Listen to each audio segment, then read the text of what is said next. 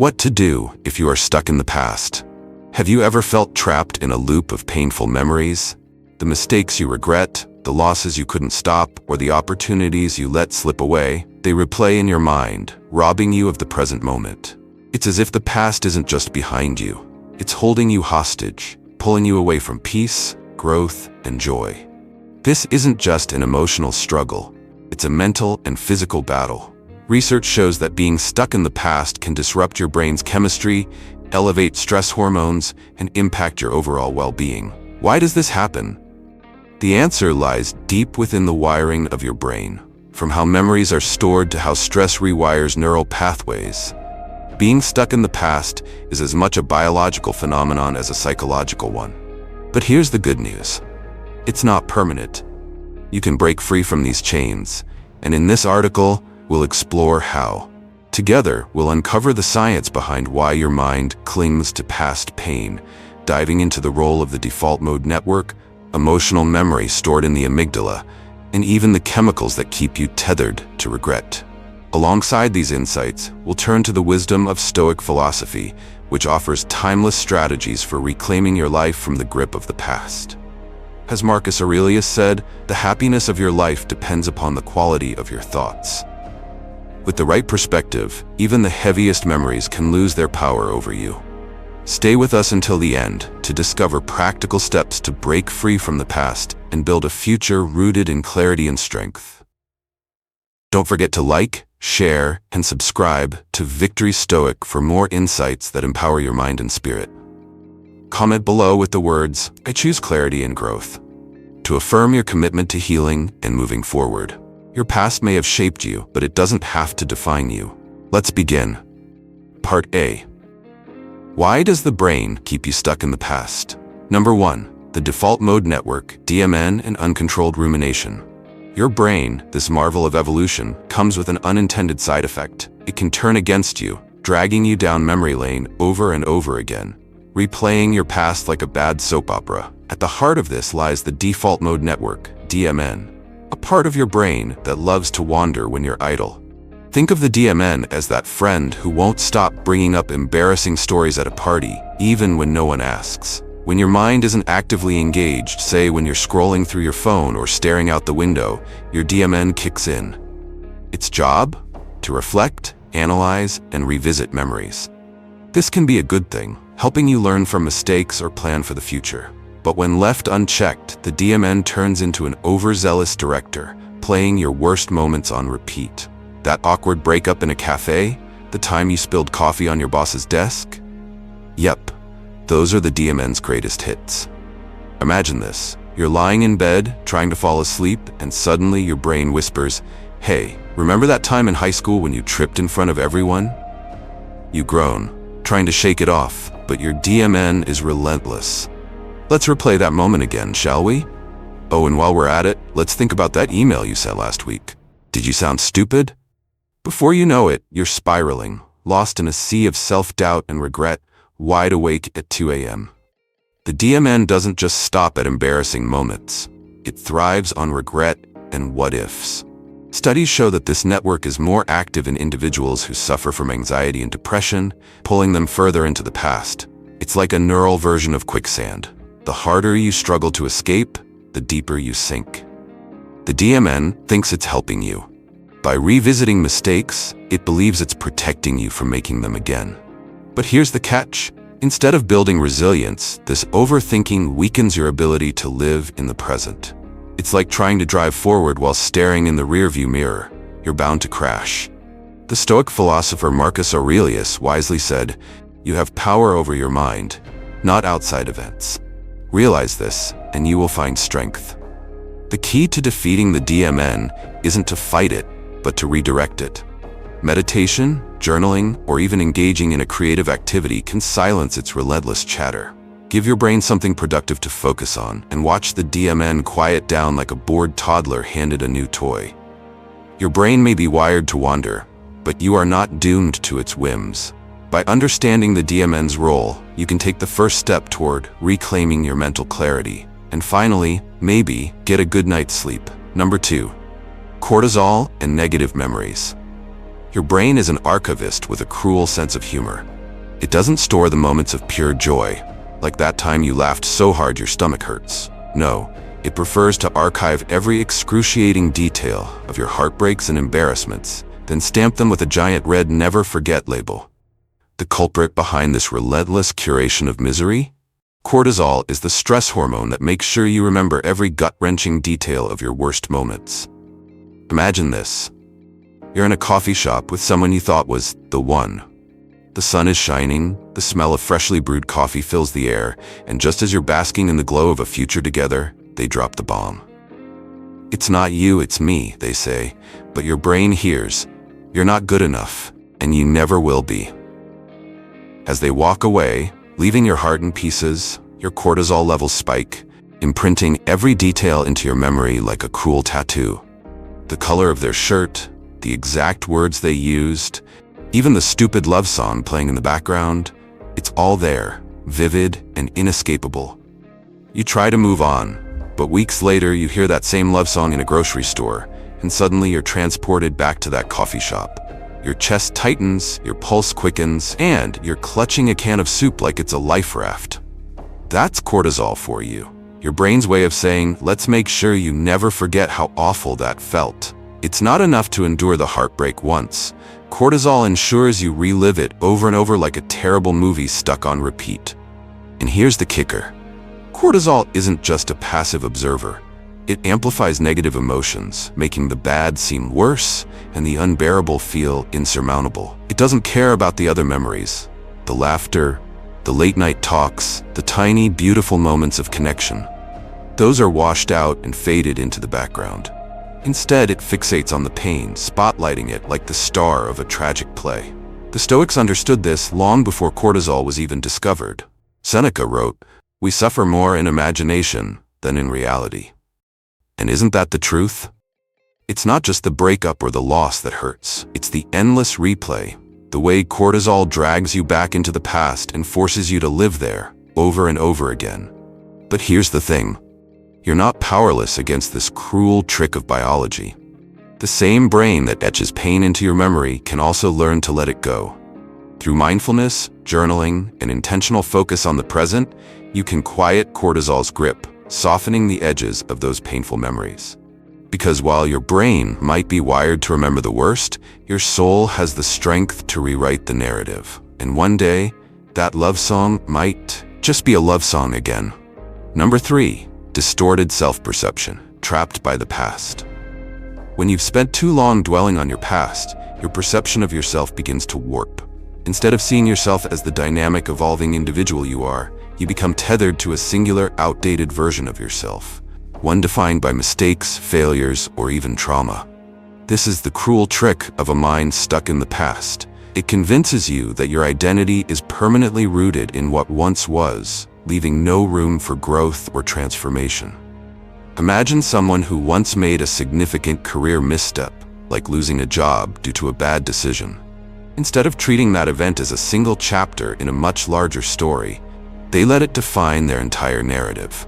Every opportunity becomes a potential repeat of that failure. Every ambition weighed down by the belief that they're inherently flawed. "I'm just not capable of success," they tell themselves, as if the past holds the final word on their potential. This distortion doesn't just shape how you see yourself, it limits what you believe you deserve. Relationships, careers, happiness, they all start to feel like rewards meant for better people, not someone like you who carries the weight of past mistakes. Your mind builds a self-imposed prison, and the key to escape seems impossibly out of reach. Science sheds light on this phenomenon. Studies show that chronic rumination, the act of replaying past events, can create deeply ingrained neural pathways, reinforcing negative self-beliefs. It's like walking the same muddy path over and over until it becomes a trench, making it harder to climb out and take a new route. The Stoics, ever pragmatic, remind us that our past does not dictate our future. Epictetus said, "It's not what happens to you, but how you respond to it that matters." This wisdom urges us to recognize that the past is not a mirror reflecting our true self. It's a shadow, one we can step away from with conscious effort. Breaking free from this distorted self-perception begins with self-awareness. Acknowledge that the voice in your head saying, "You can't change," is not truth. It's a habit. Challenge it by taking small, deliberate actions that defy your doubts. Sign up for a class, take on a new project, or simply reflect on a moment where you showed resilience or kindness. Each step reshapes your narrative, proving that you are not the sum of your past. You are not static. The past may have shaped you, but it does not own you. Recognizing this truth is the first step toward reclaiming your identity and believing in a future that reflects your growth, not your mistakes. Number 4, the Zeigarnik effect, trapped by your procrastination. Our brains love to fixate not on our victories, but on the tasks we left dangling, half-finished, like a bad sitcom cliffhanger. This is the Zeigarnik effect at play, an incessant, nagging obsession with incomplete work that turns your mind into a broken record of, "I should have done that." Imagine this. You've been dreaming of starting a podcast for years. You bought the fancy microphone, downloaded the editing software, and even jotted down a few episode ideas. But every time you sat down to record, you convinced yourself, "Not today. I'll do it when I'm less busy, less stressed, more inspired." Days turned into months, and before you knew it, your unused equipment was gathering dust and your brilliant ideas were forgotten. Then, one day, your friend launches their podcast, a smash hit. Suddenly, you're haunted by what could have been. The unfinished podcast becomes an unwanted guest in your mind, whispering, "You could have been them. You could have been great." This mental torture isn't just in your head, it's how your brain is wired. According to cognitive science, our brains are designed to remember unfinished tasks more vividly than completed ones. It's why you can't recall the details of last year's big project at work, but vividly remember the email draft you never sent or the hobby you never pursued. These unresolved loops hang in your mind like neon signs, blaring unfinished business. The Zeigarnik effect isn't just annoying, it's debilitating. It fosters a vicious cycle of regret and procrastination. You think about the missed opportunity, feel bad about not finishing, and then avoid starting anything new because you're paralyzed by the weight of old failures. It's like carrying around a backpack full of unfinished dreams, heavy, pointless, and entirely self-inflicted. The Stoics would roll their eyes at this. Epictetus said, "It is not things themselves that disturb us, but our thoughts about them." In other words, the unfinished podcast, the half-written book, or the gym membership you never used isn't what's haunting you. It's your constant mental replay of those failures. You've turned them into monuments of your inadequacy, when in reality, they're just tasks left undone. Here's the tragicomedy of it all. You could have avoided this misery if you'd simply done the thing. Sat down, hit record, wrote the first page, or showed up at the gym. But no, you chose Netflix and Instagram, telling yourself, "I'll start tomorrow." Now, instead of the satisfaction of a completed task, you're stuck with the ghost of your procrastination, which is both judgmental and hilariously unhelpful. Breaking free requires a ruthless embrace of action. Start small.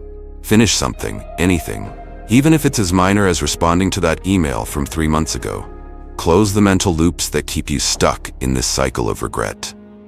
As Marcus Aurelius said, "Waste no more time arguing what a good man should be. Be one." Stop wondering when you'll be ready and just begin. The Zeigarnik effect is a harsh teacher, but it doesn't have to be your jailer. The next time your brain starts replaying the what-ifs of your unfinished tasks, respond with action, not regret. Prove your mind wrong, one completed goal at a time. Because the only way to silence the noise of unfinished business is to finish it, or finally let it go.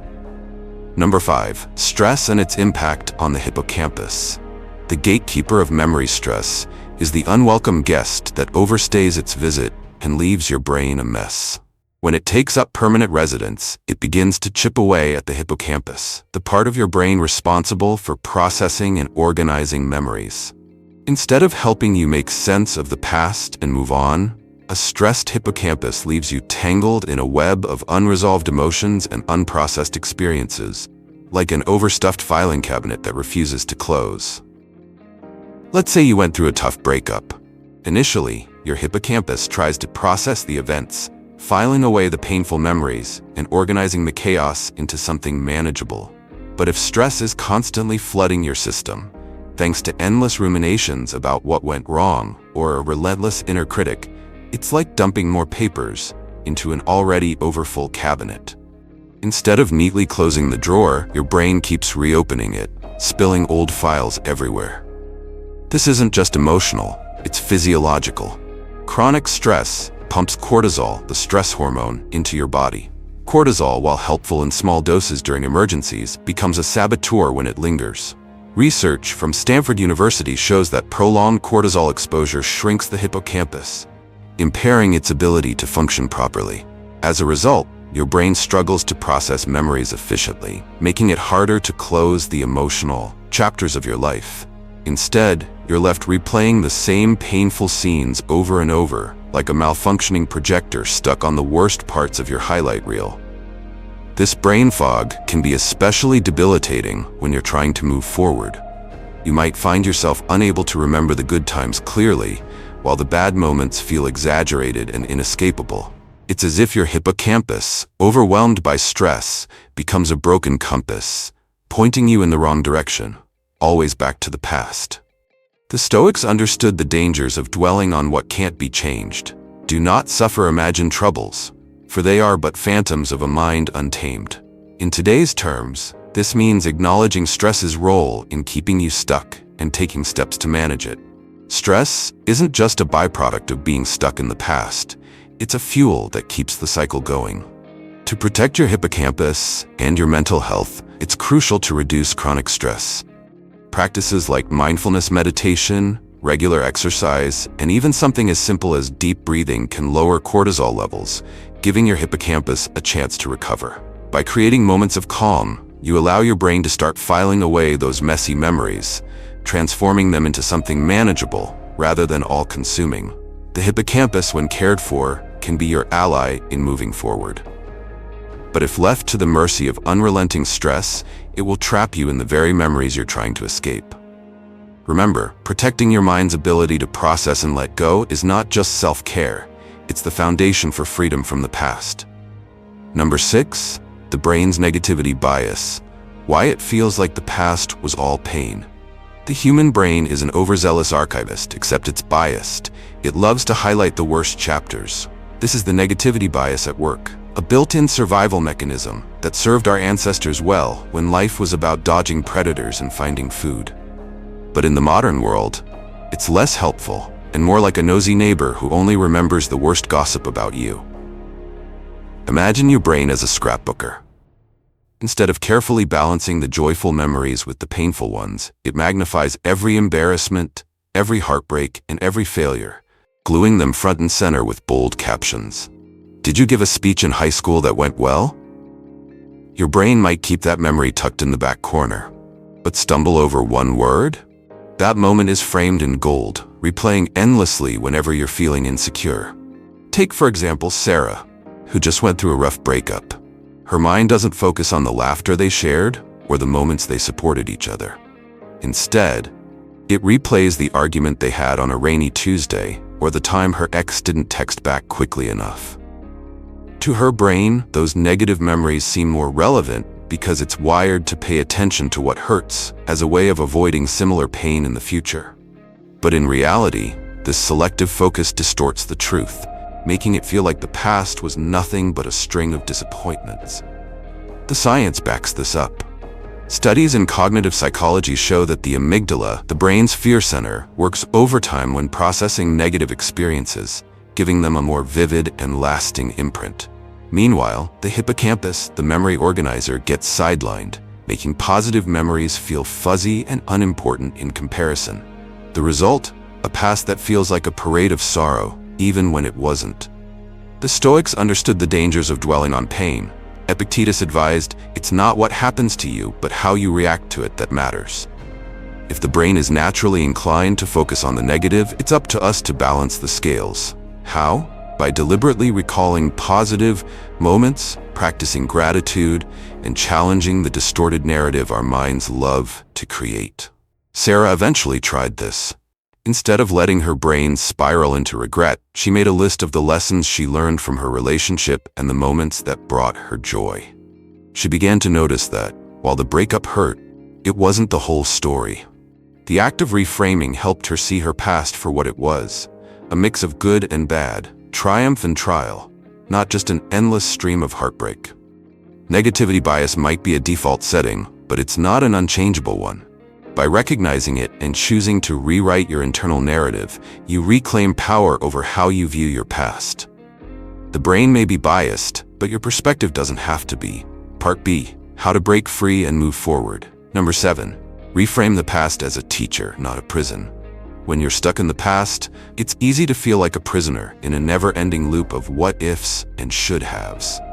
But the key to breaking free lies in changing how you view your memories. Instead of seeing them as shackles, consider them as lessons. The past happened, yes, but its power over you is determined by how you interpret it now.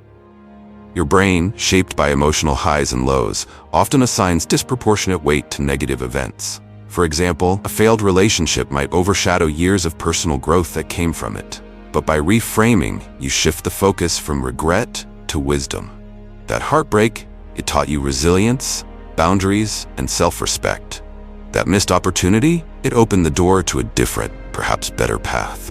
The Stoics offer profound guidance here. Seneca wrote, "Every new beginning comes from some other beginning's end." This perspective reminds us that the past is not the end of our story, but a chapter in a much larger book. The pain and mistakes are not life sentences, they're experiences that shaped who you are today. Practical reframing begins with journaling. Write down a painful memory and then list what you learned from it. How did it change your perspective? What skills or strengths did it give you? By doing this, you train your brain to see the past not as a pit of despair, but as a foundation for growth.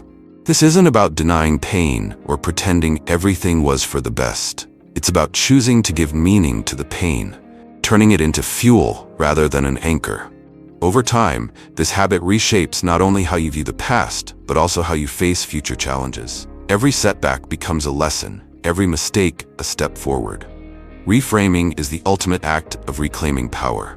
When you view the past as a teacher rather than a tormentor, you regain control of your narrative. You're no longer a victim of your history, but the author of your future.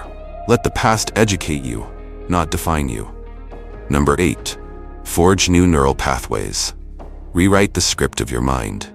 Your brain is like a well-worn hiking trail. The more you walk the same path, the self-doubt, the regrets, the endless replay of past mistakes, the deeper the trail becomes, and the harder it is to find a new direction. But here's the good news. Your brain is plastic. Not the cheap, breakable kind, but neuroplastic. A miracle of adaptation that lets you carve new trails and create fresh connections. Imagine this. You've been stuck walking a dreary, muddy path of negative thoughts for years. Every time you revisit that breakup, that failure, or that missed opportunity, you deepen the rut.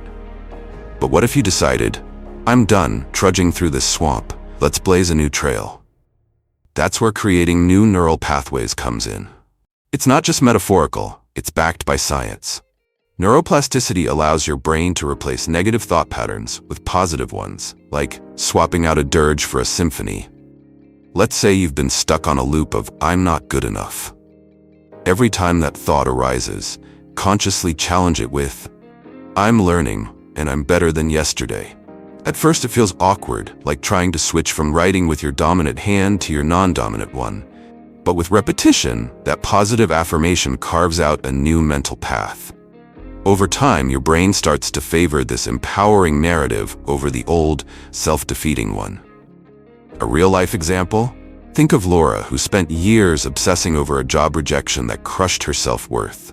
Every day, she'd replay the interview in her head, dwelling on every perceived mistake. Finally, she decided to flip the script.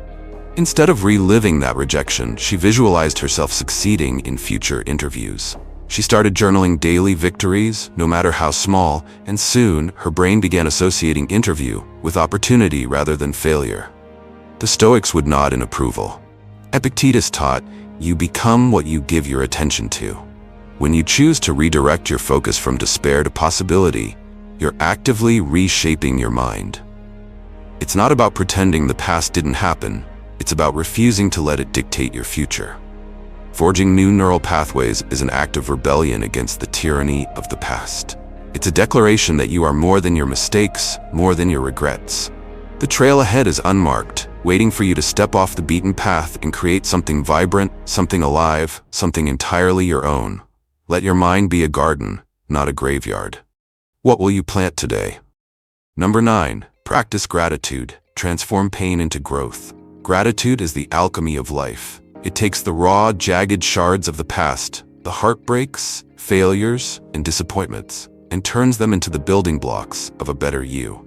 While the past may have left scars, practicing gratitude is how you transform those scars into a map of where you've been, a guide to where you're going, and a reminder of the strength it took to get here. Imagine this. You've just emerged from a toxic relationship that left you questioning everything. Your worth, your choices, your future. At first, all you can see is the wreckage.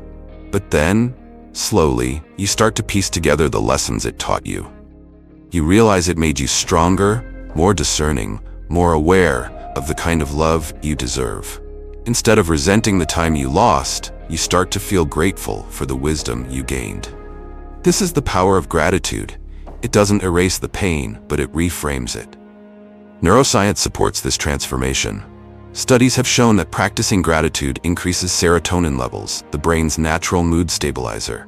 Every time you acknowledge the good in your life, no matter how small, you're rewiring your brain to focus on abundance rather than scarcity. Gratitude shifts your perspective from "why did this happen to me?" to "what did this teach me?" For instance, take Jake, who once missed out on a major career opportunity because he hesitated too long. For years, he beat himself up over it, replaying the moment in his mind like a broken record. But one day, he decided to flip the narrative.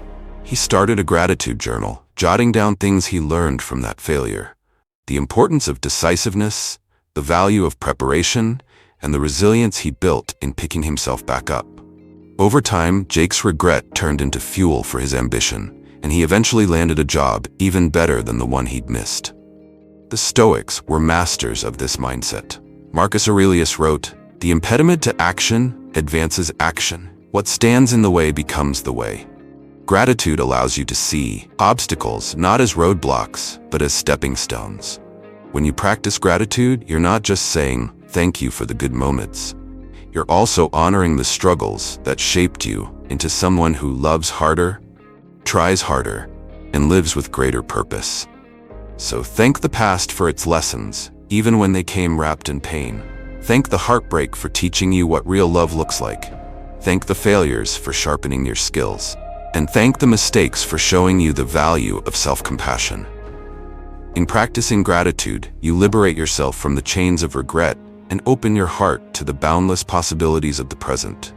You are not your past, but you are its student, and what a remarkable student you've become. Number 10. Practice mindfulness, planting seeds of presence. Sometimes the simplest acts hold the most profound power. Imagine planting a small pot of basil or lavender, watering it daily, and watching it sprout and grow under your care. Or adopting a puppy who bounds around your home with boundless joy, reminding you to live in the moment. These small, deliberate acts of mindfulness, being present and connected to life as it unfolds, can help you escape the mental prison of the past and find joy in the now.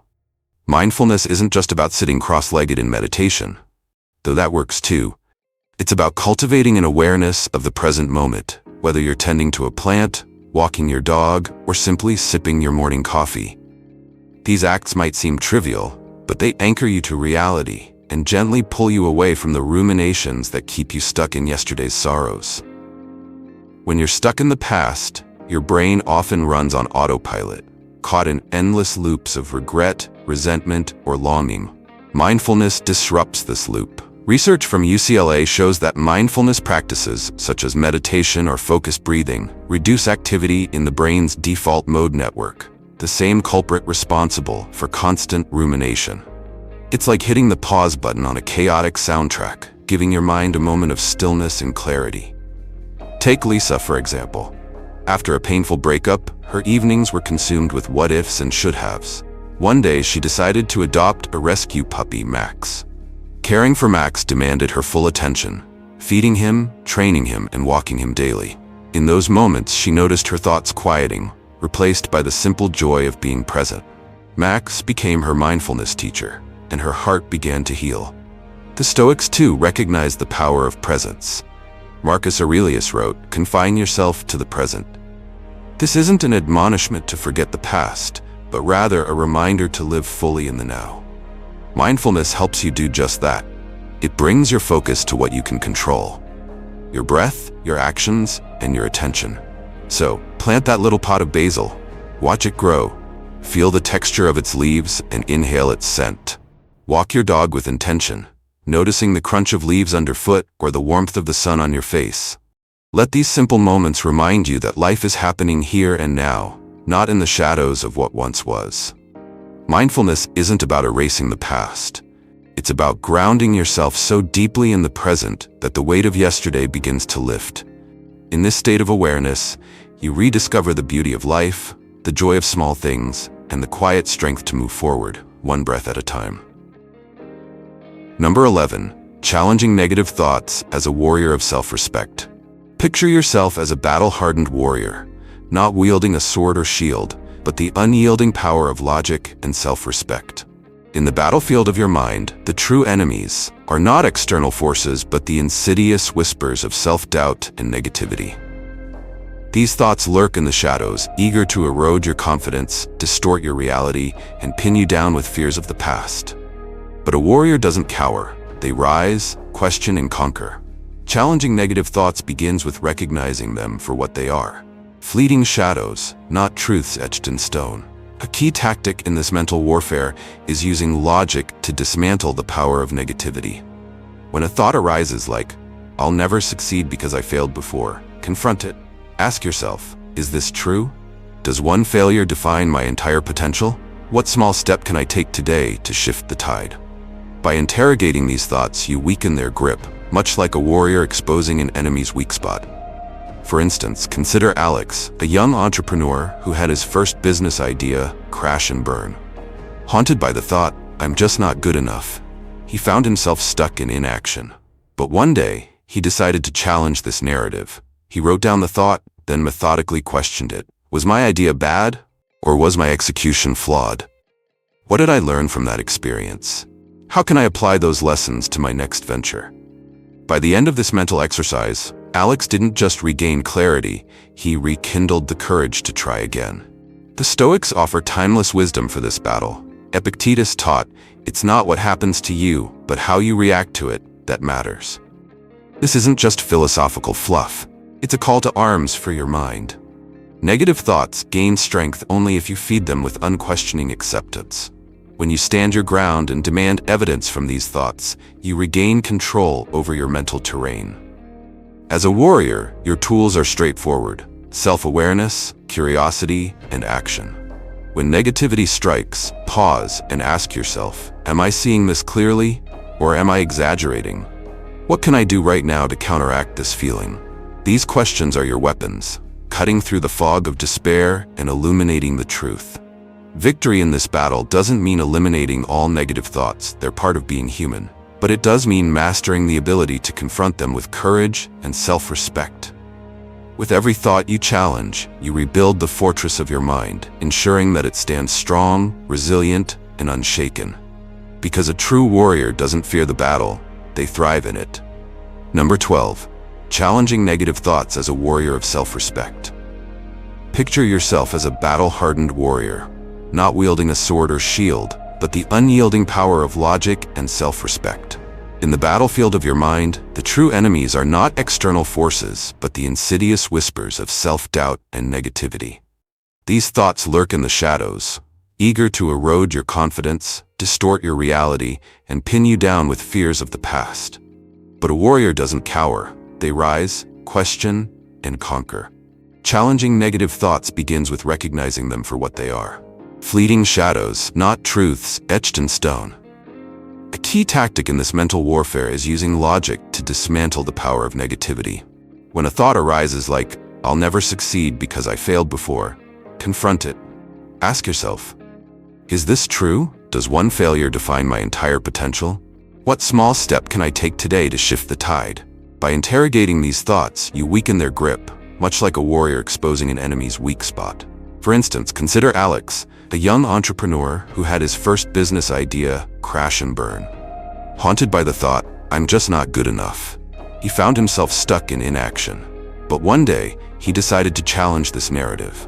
He wrote down the thought, then methodically questioned it. Was my idea bad, or was my execution flawed? What did I learn from that experience? How can I apply those lessons to my next venture? By the end of this mental exercise, Alex didn't just regain clarity, he rekindled the courage to try again. The Stoics offer timeless wisdom for this battle. True strength lies not in avoiding the storm, but in standing firm and letting it shape you into something greater. This isn't just philosophical fluff, it's a call to arms for your mind. Negative thoughts gain strength only if you feed them with unquestioning acceptance. When you stand your ground and demand evidence from these thoughts, you regain control over your mental terrain. As a warrior, your tools are straightforward: self-awareness, curiosity, and action. When negativity strikes, pause and ask yourself, am I seeing this clearly, or am I exaggerating? What can I do right now to counteract this feeling? These questions are your weapons, cutting through the fog of despair and illuminating the truth. Victory in this battle doesn't mean eliminating all negative thoughts. They're part of being human. But it does mean mastering the ability to confront them with courage and self-respect. With every thought you challenge, you rebuild the fortress of your mind, ensuring that it stands strong, resilient, and unshaken.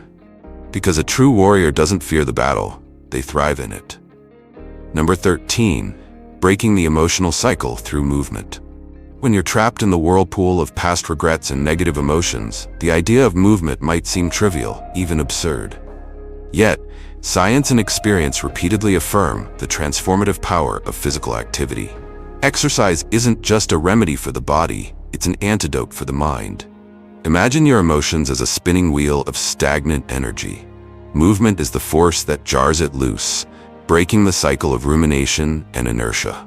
Physical activity reduces cortisol, the infamous stress hormone that ties knots in your chest and fuels your darkest thoughts.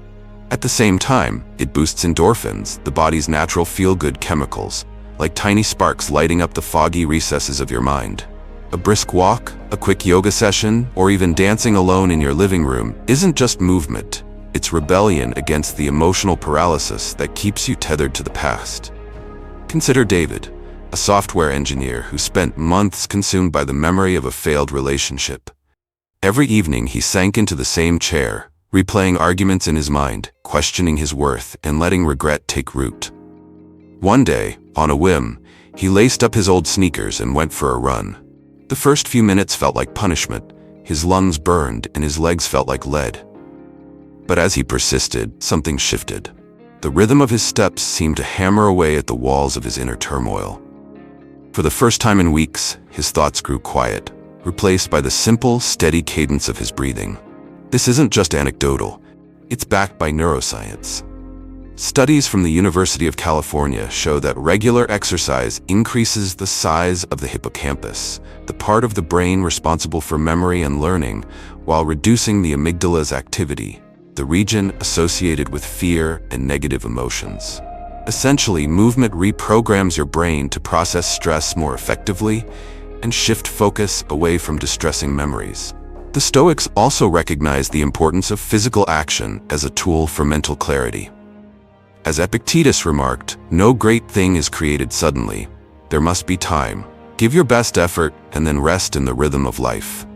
This isn't just about physical barriers. It applies to emotional stagnation as well. By engaging in movement, you transform your struggle into a stepping stone, using the body to free the mind. Movement doesn't have to be dramatic to be effective. A morning walk in the crisp air, a swim that washes away tension, or even a short stretch can become a daily ritual of reclaiming your focus and strength. It's not about escaping your emotions, but giving them a healthier outlet, letting the past loosen its grip while you stride forward into a clearer, brighter present. Number 14. Forgiving yourself and others. Forgiveness often feels like surrender, like letting someone off the hook for the harm they've caused. But in truth, forgiveness is not about them, it's about you. It's about liberating yourself from the heavy chains of resentment, regret, and guilt that keep you bound to the past. When you forgive, you don't erase the pain or pretend it didn't happen. You reclaim the energy you've spent reliving it, and you begin to move forward. Think of your emotions as a tightly coiled spring, wounded by the anger you hold towards someone who wronged you, or the guilt you carry for your own mistakes. That tension doesn't just sit quietly in the background. It seeps into your thoughts, your relationships, and even your physical health. Forgiveness is the act of slowly unwinding that spring, releasing the pressure, and allowing yourself to breathe freely again. Take Anna, for example. She spent years harboring anger toward a childhood friend who betrayed her trust. Every time she thought of that friend, her stomach tightened, her mood darkened, and her day felt ruined before it began. It wasn't until Anna began journaling and reflecting that she realized the betrayal wasn't the only thing keeping her stuck. It was her refusal to let it go. Forgiving her friend didn't mean forgetting the betrayal. It meant choosing not to let that moment define her any longer. The same applies to forgiving yourself. Self-forgiveness is often even harder because you can't walk away from yourself. You carry your mistakes with you, replaying them in your mind like a cruel highlight reel. But holding on to that guilt doesn't undo the past. It only prevents you from growing beyond it. By forgiving yourself, you allow space for learning, healing, and transformation. Science supports this as well. Studies from Stanford University show that forgiveness reduces levels of cortisol, the stress hormone, and increases dopamine and serotonin, the feel-good chemicals that promote emotional balance and resilience. Forgiveness isn't just a moral virtue, it's a neurological reset, rewiring your brain for peace rather than conflict. The Stoics understood this deeply. As Seneca wrote, "What progress, you ask, have I made? I have begun to be a friend to myself." Forgiveness, whether directed inward or outward, is a profound act of self-compassion. It's the recognition that holding on to pain doesn't serve you, but letting it go does. Forgiving isn't about condoning wrongs or pretending everything is fine. It's about choosing freedom over bondage, growth over stagnation. When you forgive, you're not excusing the past. You're building a future that isn't defined by it. In the end, forgiveness is less about the other person and more about reclaiming your power, one gentle, courageous step at a time. Number 15. Setting new goals to reclaim your future.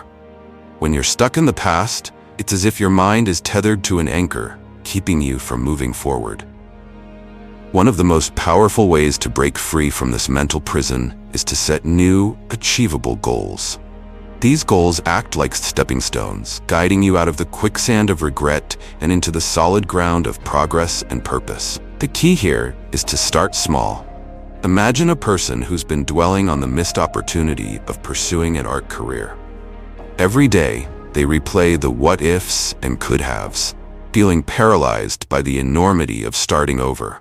Instead of aiming for a grand, overwhelming goal like becoming a renowned painter, they could start with something simple, attending a single art class or sketching for 15 minutes a day. These small steps not only reignite their passion, but also create a sense of accomplishment, however modest.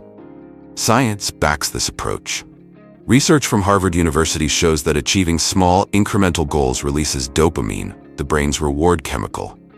This boost in dopamine not only reinforces the habit of progress, but also improves motivation and mood.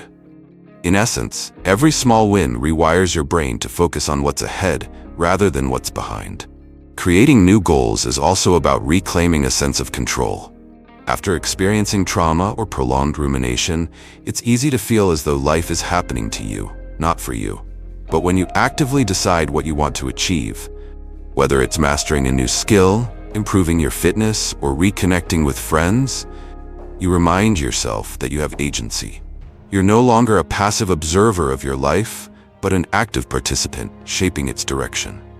The Stoics championed this mindset. As Seneca wrote, "Begin at once to live and count each separate day as a separate life." Setting new goals embodies this philosophy. It's a declaration that today is not dictated by yesterday. Each small step you take toward your goals is a new beginning, a choice to build rather than dwell. So whether it's learning a new language, planning a short trip, or simply reading a book you've always wanted to explore, let these goals be your compass. They'll guide you out of the fog of the past and toward a future filled with purpose and possibility. With each goal achieved, you'll find the chains of regret loosening, replaced by a renewed sense of control and optimism. Conclusion. Life's greatest weight isn't always the challenges ahead, but often the memories behind. Being stuck in the past isn't just a product of memory.